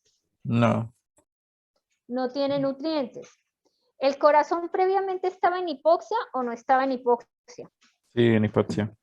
Estaba en hipoxia. Y si le aumento el estrés, frecuencia cardíaca y todo lo que acabamos de hablar, le aumento la hipoxia, ¿hay fibras cardíacas que van a entrar en qué proceso? Necrosis. En necrosis. Y si entra en necrosis, ¿qué pasa con los niveles hormonales? Aumentan. Enzimas, qué pena, no hormonales, enzimas. Las enzimas cardíacas aumentan y pues ahí ¿Y por qué aumentan las enzimas cardíacas? Porque en la necrosis se libera el contenido de la célula. Exactamente. Y entonces ahí va a tener un aumento y la señora empieza a tener áreas de ¿qué? ¿Cómo se llama eso? No lo hemos visto, no. Áreas de necrosis. Listo, hasta ahí. Ahí ya me explicaron por qué la señora tenía ligero aumento de las enzimas cardíacas con el proceso que ella tenía. ¿Listo? ¿Claro como el agua? Listo, profe. Listo. Ahí en esos 3 puntos, o sea, cuando ustedes generalmente me explican el segundo, vienen y me explican de una vez el tercero, que son las manifestaciones clínicas. Ahí de una vez entran y hacen la explicación de las manifestaciones clínicas, porque cuando uno está explicando por lo menos que aumenta la presión, aumenta el contenido a nivel de los vasos sanguíneos, eso hace que haya un edema, entonces por ahí le pone una rayita que ponen que explica el edema pulmonar encontrado en la radiografía, o los crépitos encontrados en el examen físico. Vamos a dar un poquito de clase, si la monitora me colabora con las diapositivas, por favor. Profe, una pregunta. Pregunta. Esto también se podría explicar el mecanismo, porque dice que tiene una tos irritativa, y también se podría explicar el mecanismo de hiperplasia. Creo que sí. Pero es que el problema No. es que ya no es fumadora. Recuerden que para yo decir que ella tiene, porque es que si yo tengo líquido en el pulmón, generalmente da tos, ¿no? Porque el agua es irritativa. Entonces, el edema pulmonar siempre da tos. Entonces, por eso también está asociado a la dificultad respiratoria. Entonces, por lo menos la dificultad respiratoria puede ser por la misma edema pulmonar que tiene. Y hacen unos cuadros de tos exagerados. ¿Por qué? Porque es que el parénquima pulmonar se irrita. Recuerden que el agua debe estar dentro de los vasos sanguíneos y no debe estar externo. Y ese contenido de que está en la luz del vaso sanguíneo va a hacer que sea irritativo en la parte de los alveolos y por eso empieza el paciente a toser. Si les hubiera puesto que la chica fumaba, ahí sí me hubieran tenido que explicar todo el proceso de hipertrofia, metaplasia, etcétera, etcétera, etcétera, etcétera. ¿Listo? Igual solamente llevaba una semana con tos, entonces no hubiera tenido tiempo ni siquiera de generar la metaplasia del tejido. No, y además ella no tiene factores de riesgo para generarme metaplasia de ecocambios del epitelio respiratorio. A no ser de que yo le hubiera puesto que cocinaba con leña, que vivía en tal, o sea, de acuerdo a las condiciones, pero ella no tiene factores de riesgo para hacerme, los factores de riesgo para hacerme cambio del epitelio. ¿Listo? Bueno, ahora, no sé si la monitora ya me... Ah, ya. Si quieres pasamos a la siguiente.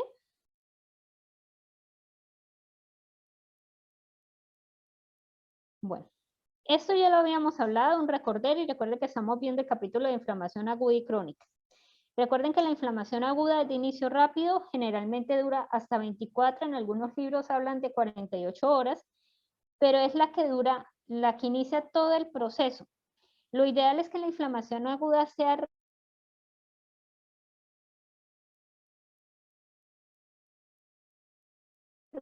capaz de quitar el agente causal, es lo ideal.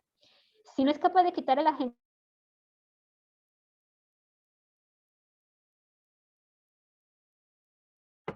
Profe, se le apagó el micrófono.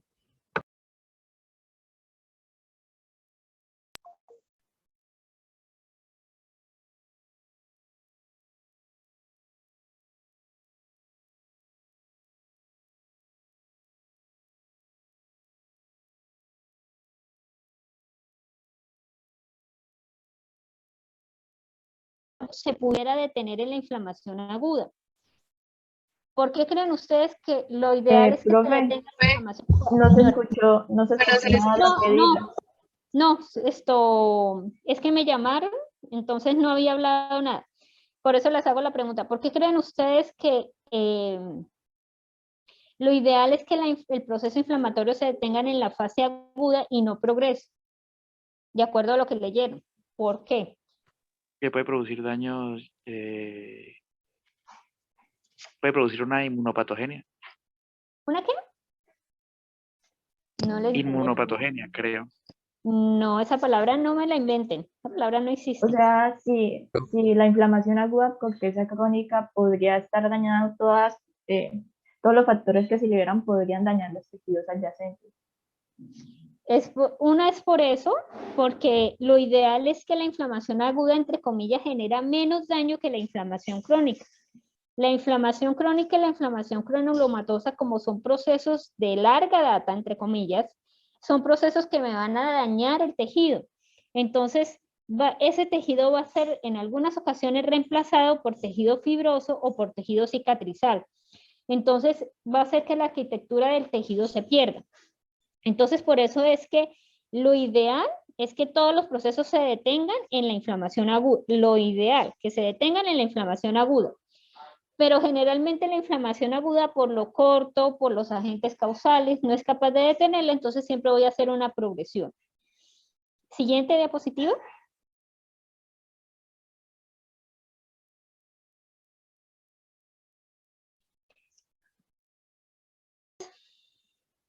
¿Cuál es la importancia? Una de las cosas importantes que deben tener en cuenta es que la inflamación no es mala. Igual que la cascada de la coagulación no es mala. O sea, el proceso inflamatorio, como yo les decía al principio, es necesario para mantener la sobrevivencia del organismo. Pero cuando se convierten en malos es porque es demasiada la respuesta o la liberación de sustancias. ¿Por qué es importante la inflamación? Porque es que la inflamación permite que se liberen factores de crecimiento para poder hacer el proceso de reparación o regeneración y el proceso de recuperación de ese tejido para que ese tejido vuelva otra vez a su estado inicial. El estado inicial, ¿qué quiere decir? Que tenga la función normal por lo cual tengo ese tejido. Sobre todo cuando el tejido hace proceso de regeneración, porque la regeneración quiere decir que yo me vuelvo un tejido igual al tejido que se fue. Los que hacen cambio de regeneración son los tejidos que son lábiles. ¿Y qué tejidos son lábiles?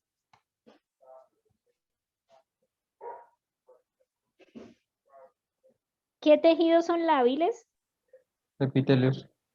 Los epitelios. Y lastimosamente los que sufren proceso de reparación son los tejidos que son permanentes o quiescentes, que sí van a tener una alteración de la arquitectura, algo de la alteración de la arquitectura, pero van a seguir funcionando normalmente en algunas ocasiones, ¿no? La siguiente diapositiva.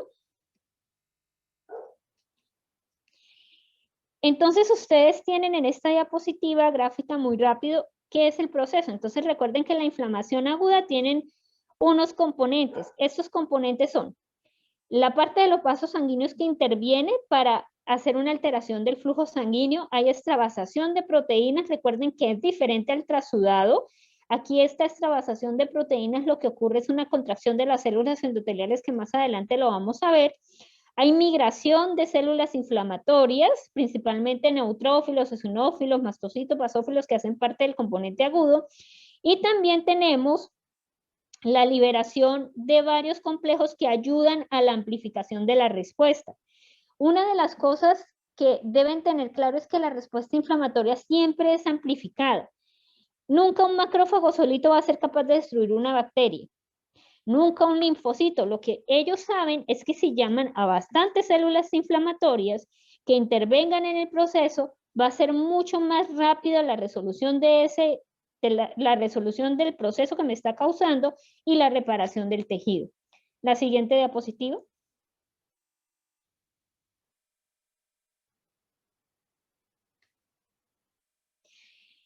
Entonces aquí volvemos a ver el ejemplo que estaba en la ocasión anterior. Entonces, Tenemos un calibre de los vasos sanguíneos normales. Recuerden que el flujo sanguíneo se ve más o se ve mucho más los cambios en la parte terminal de los vasos más chiquitos, o sea, generalmente son en los capilares y poscapilares porque la capa muscular es mucho más delgada.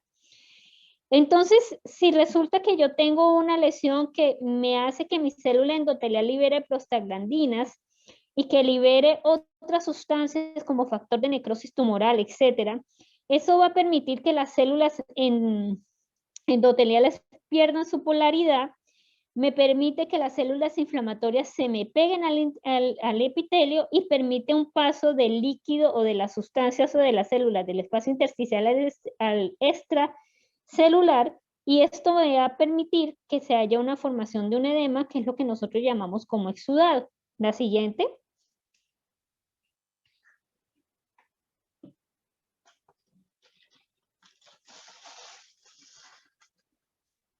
Entonces, ¿qué puede generar una inflamación aguda? Entonces recuerden que la más común son las infecciones, ¿no? Pero también lo puede generar lo que son los traumas físicos, los traumas químicos. Recuerden que el trauma es porque hay un daño en la integridad del endotelio y el endotelio me libera sustancias que me desencadenan la respuesta inflamatoria. Aquí ustedes ven por qué la disminución de oxígeno se considera activador de la respuesta inflamatoria, porque en la hipoxia hay liberación de lo que es la HIF1 alfa y también hay liberación de factor 1 alfa y hay liberación de factor de crecimiento endotelial que va a ayudar al aumento de la permeabilidad.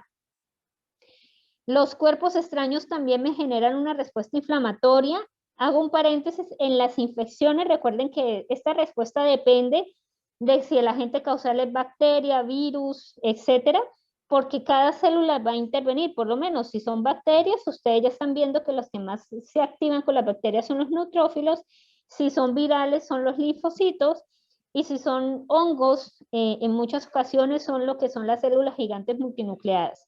Igual que lo que interviene en los cuerpos extraños. Y la otra característica, que esto sí se ve en un capítulo aparte, que son las reacciones de hipersensibilidad. Que esto es, creo, lo que trataba de decir su compañero, que era que la respuesta inflamatoria a veces nos prepara para dar una adecuada respuesta, pero cuando yo ya exagero mi respuesta inflamatoria voy a dar una respuesta de hipersensibilidad, que son las que ustedes conocen como choque anafiláctico, reacciones a los medicamentos y sucesivamente, que vamos a ver 4 tipos de reacciones de hipersensibilidad. Siguiente diapositiva.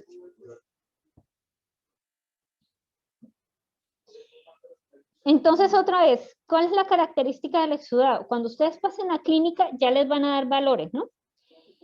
Conmigo lo que necesito saber es que ustedes se acuerden que el exudado es rico en proteínas y rico en células y se debe por un aumento de la permeabilidad de las células endoteliales.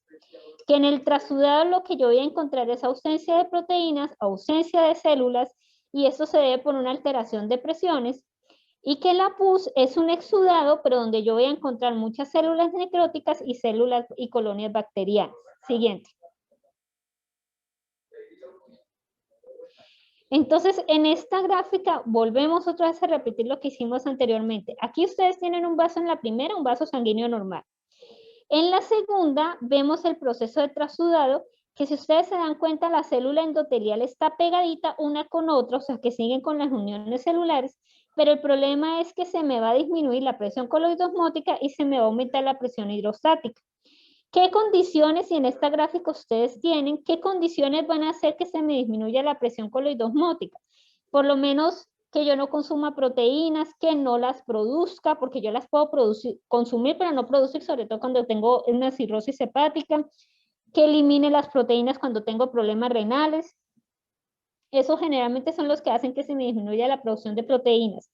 Y que se me aumente la presión hidrostática, es por lo menos que tenga una falla cardíaca, que tenga un problema en la activación del eje renina-angiotensina-aldosterona, porque recuerden que la activación del eje renina-angiotensina-aldosterona me va a permitir la acumulación de líquido, disminución de la coloidosmótica y va a haber un trasudado. Y la parte del exudado, recuerden que mire que aquí las células endoteliales ya pierden su capacidad de estar pegaditas unas con otras, ya las ven más separadas y ya empieza a haber proteínas por lo que están separadas y células inflamatorias. La siguiente.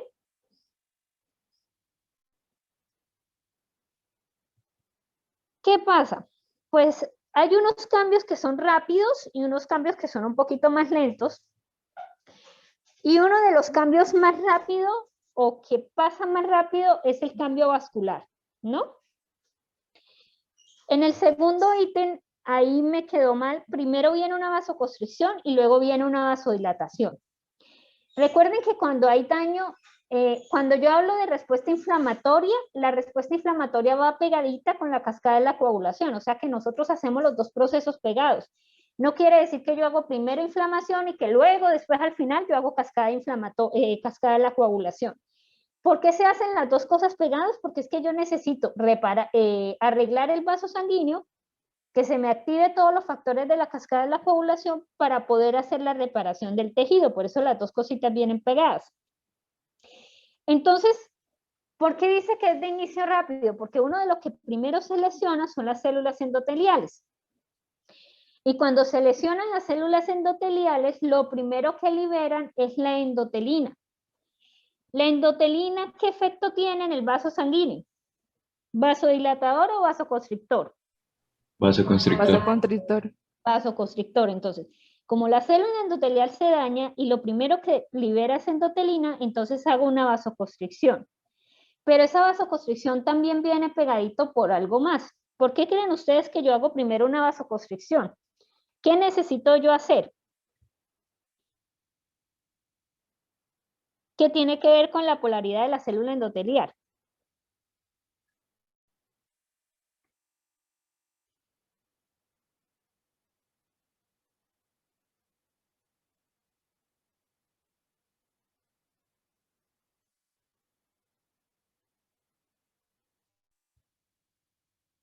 ¿Qué creen ustedes? ¿Por qué?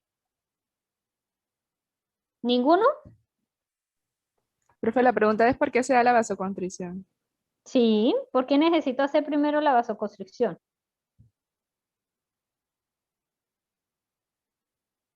¿Y por qué no hago vasodilatación primero?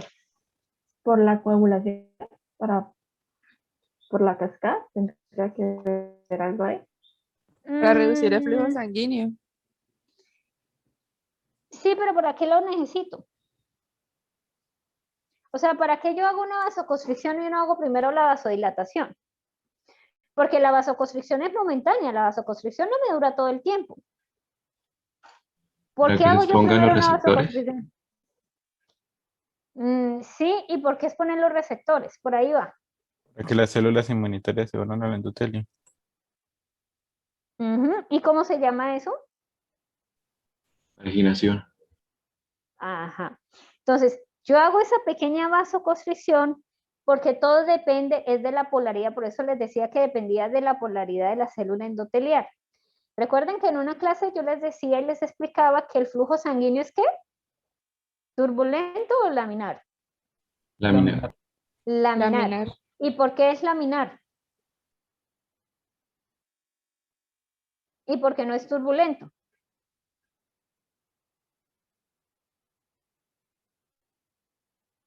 Y si es laminar, ¿qué pasa con las células?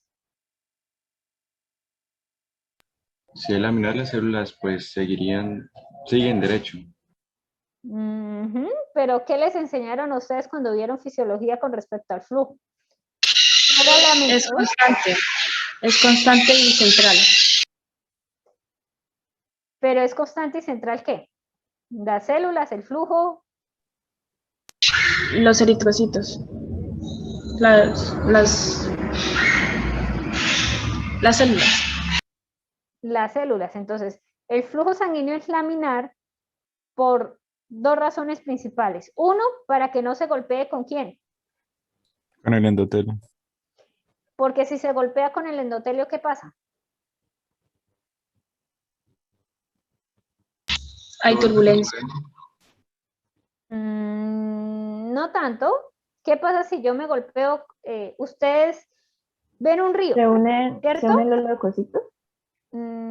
Más o menos, pero hagamos el ejemplo del río.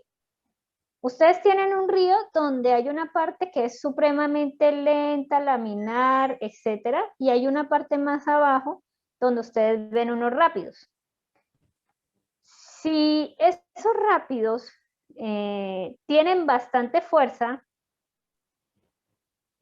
en esa parte de esos rápidos, ¿ese flujo es igual lento, igual al de arriba o es más turbulento?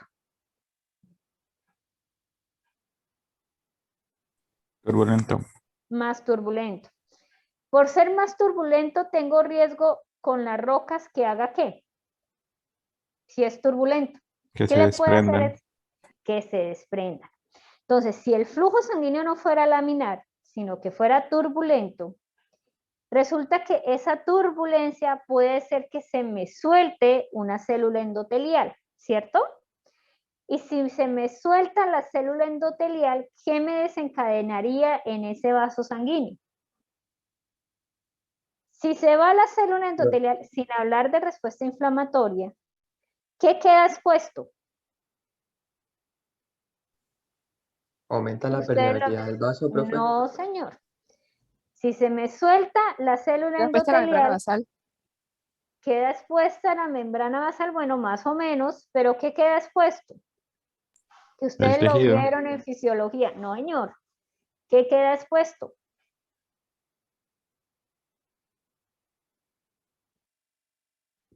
¿Qué tiene la membrana basal? ¿Y qué tiene debajo del tejido?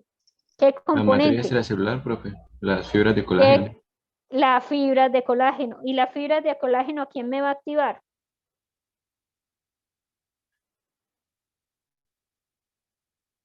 La cascada de coagulación. Coagulación. La cascada de coagulación. Y entonces podría generar un ¿qué? Un coágulo en la luz del vaso sanguíneo. Entonces, por eso el tejido sabe que el flujo tiene que ser laminar y por eso todos los vasos sanguíneos deben tener flujo laminar para evitar llevarme la célula endotelial, porque es que si yo me llevo la célula endotelial, ¿qué es lo que pasa cuando yo tengo una placa ateromatosa que me obstruye la luz? El flujo se vuelve turbulento y eso hace que se lleve la célula endotelial y me empiece a generar la formación de trombos o de coágulos en la luz del vaso sanguíneo. Entonces, cuando el flujo sanguíneo es laminar y es lento, hace que también permite, quito la palabra, esto permite que la célula endotelial no se me active, porque recuerden que una de las cosas cuando ustedes en fisiología les enseñaban, uno hablaba entre comillas como de polaridad, que la célula endotelial era positiva y las células que están en la parte central eran positivas también para que ellas mismas se repelen y no se me adhieran y no hacer el proceso de marginación y rodamiento. Pero como yo necesito que las células lleguen al sitio donde yo tengo la lesión, ahí sí necesito las células sanguíneas. Entonces, para poder necesitar las células sanguíneas, yo necesito que hagan el proceso de marginación, como uno de sus compañeros hablaban. Entonces, hago el proceso de vasoconstricción. Se libera la endotelina. Esa endotelina que se liberó porque tengo daño endotelial, y como tengo daño endotelial, ¿qué se me está exponiendo? Que ya me lo dijeron. ¿Qué se exponía cuando hay daño endotelial? Receptores. Colágeno. El colágeno. Entonces se me expone el colágeno y eso permite que las plaquetas que se me están agregando empiecen a hacer el proceso de ¿qué? De coagulación, que eso lo vamos a ver en el siguiente capítulo. Pero a su vez permite que las plaquetas que están ahí me liberen tromboxano. ¿Para qué es el tromboxano? Para la agregación plaquetaria. Para la agregación plaquetaria, sí, pero ¿para qué más? ¿Qué función tiene el tromboxano? Vasoconstricción. Vasoconstricción, o sea que junto con la endotelina me van a producir ¿qué? ¿Más vasoconstricción o menos vasoconstricción? Más vasoconstricción. Más vasoconstricción. ¿Y eso ustedes por qué creen que lo hacen?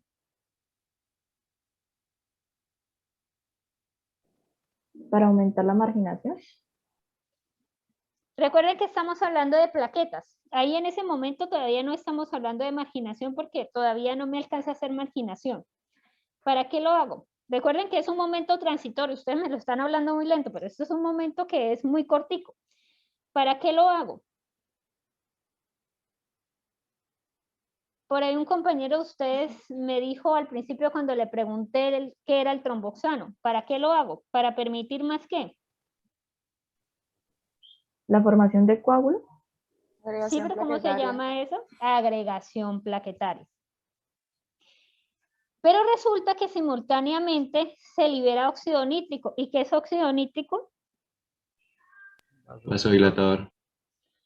¿Y es más potente que la endotelina y el tromboxano o no? Sí. Recuerden que el óxido nítrico es el vasodilatador más potente. Por eso cuando yo tengo un infarto agudo de miocardio me dan una molécula muy similar al óxido nítrico, que es el isordil. Entonces, se libera el óxido nítrico. ¿Y qué pasa si yo libero el óxido nítrico?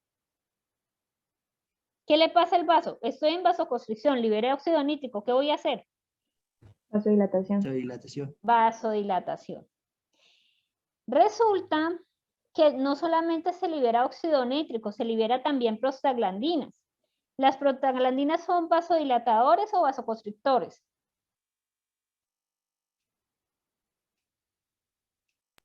Vasodilatadores. Vasodilatadores. Vasodilatadores. Entonces ahí ya empiezan a liberarse un poco de sustancias que son más vasodilatadores. Si yo tengo el vaso sanguíneo con vasodilatación, donde no puedo hacer vasoconstricción, ¿qué le pasa a ese flujo sanguíneo? ¿Se hace más lento o se hace menos lento? Se hace más lento. Lento. Entonces se hace más lento. Si se hace más lento, ¿qué me permite?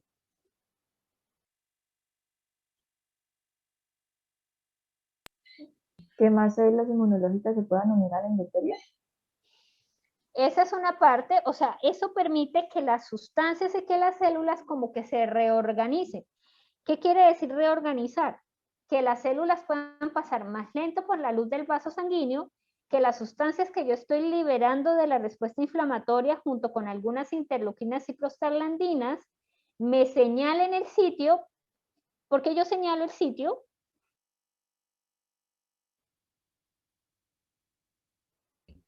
Para que las células puedan llegar ahí. Para que las células sepan a dónde llegaron, entonces donde yo señale ellas puedan censar y ellas empiezan a hacer el proceso de marginación, rodamiento y de APS. ¿Será que si yo me golpeo el dedo gordo del pie, pónganle dedo gordo de pie allá abajo, yo voy a hacer la marginación, el rodamiento y la diapéresis desde los vasos sanguíneos del brazo? ¿O lo hago en los vasos sanguíneos cercanos al dedo gordo del pie? Los que queden cercanos. Quedan cercanos, eso se llama la parte de marcaje, y la otra es que el proceso de vasodilatación no es sistémico, sino en el sitio donde yo lo necesito. Además de tener un flujo mucho más lento y que no circule, eso va a permitir que el flujo de ese vaso sanguíneo aumente o disminuya.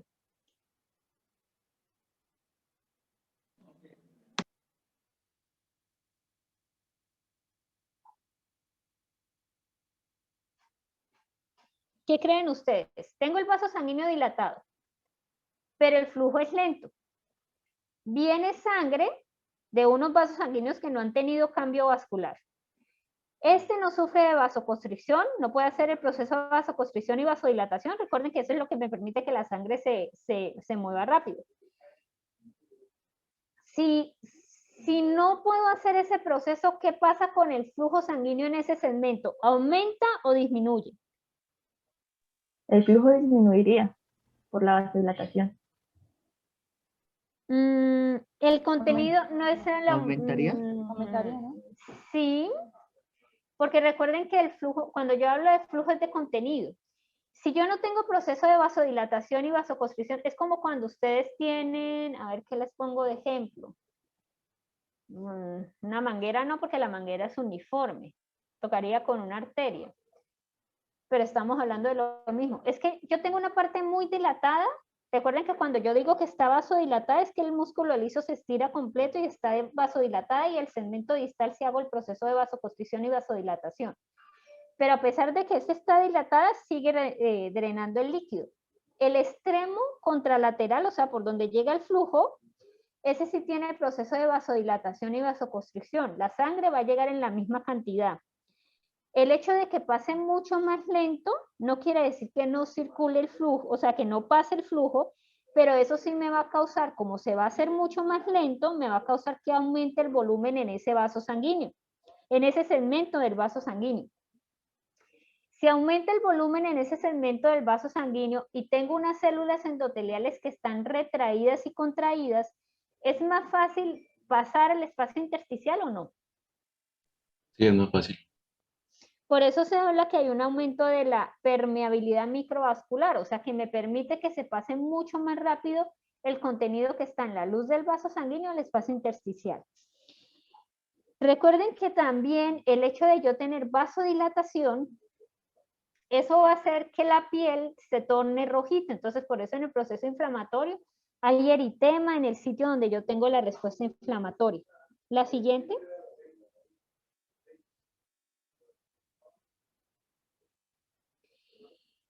La viscosidad de la sangre se vuelve más espesa y se vuelve más espesa, ¿por qué? Porque el flujo se vuelve más lento, las células empiezan a hacer la parte de agregación de apedesis y de juntarse, sobre todo porque hay activación de plaquetas, entonces por eso es que tiende a volverse más lenta, más viscosa la sangre. Hay éstasis o activación de las células endoteliales y hay el proceso de adhesión. Siguiente diapositiva que lo vamos a explicar mejor. ¿Qué es esta? Entonces miren la primera lámina. Si ustedes ven la primera dibujito, tenemos unas células endoteliales normales, donde mis células inflamatorias, ustedes se dan cuenta, están en la parte central. Hay células endoteliales que pueden golpear a la célula endotelial, o sea, células inflamatorias que pueden golpear a la célula endotelial. Pero como son negativas, o sea, son positivas ambas o negativas ambas, se repelen y ella vuelve otra vez a la parte central y no me hace el proceso de activación. Pero resulta que cuando hay un daño, que es la parte B, cuando hay un daño de la parte de los vasos sanguíneos, recuerden que primero hay liberación de endotelina, tromboxanos, pero posteriormente se empiezan a liberar muchas sustancias que me producen vasodilatación, como el óxido nítrico, la prostaglandina, la histamina, que eso me va a permitir que el flujo se vuelva más lento y que haya todo el proceso de marginación, de apedesis y migración de las células en el sitio que yo lo necesito.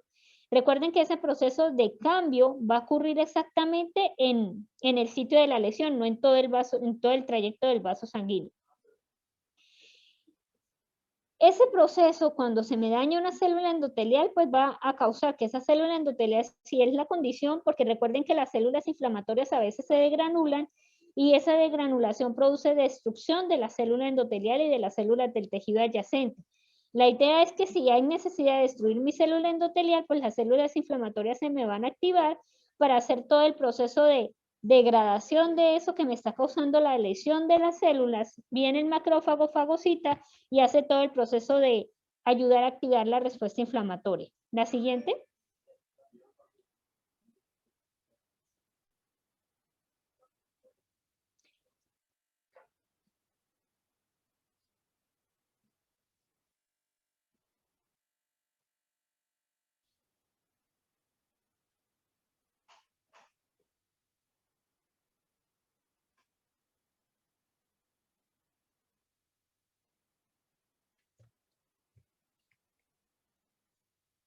Sé que me salí, no sé a dónde se me fue.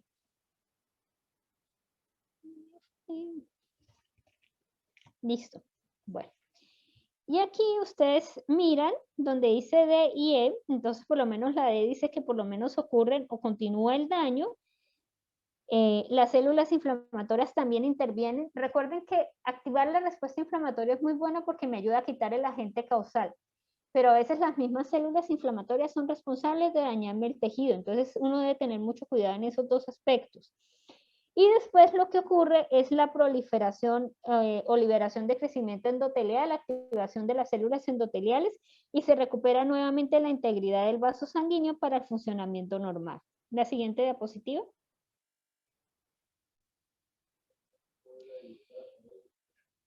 Entonces, para tener en cuenta, recuerden que el vaso sanguíneo interviene en la extravasación, pero también nosotros tenemos un sistema de drenaje que me ayuda a drenar todo lo que pasa al espacio intersticial.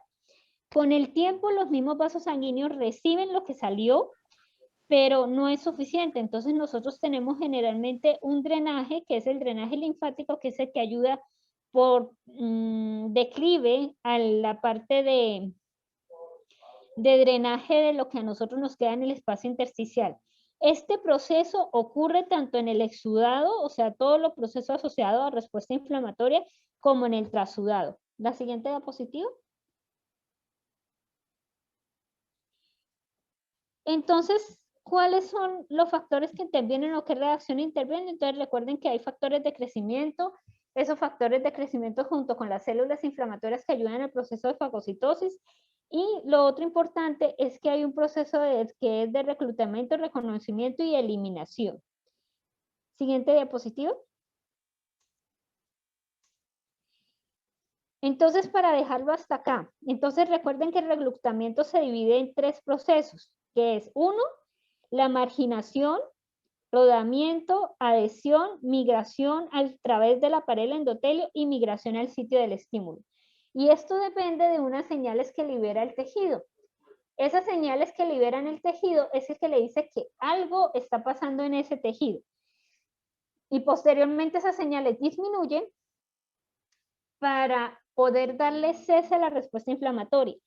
La mayoría de los procesos o de alteraciones de la respuesta inflamatoria se debe porque hay una ausencia en la producción de sustancias que disminuyen la respuesta.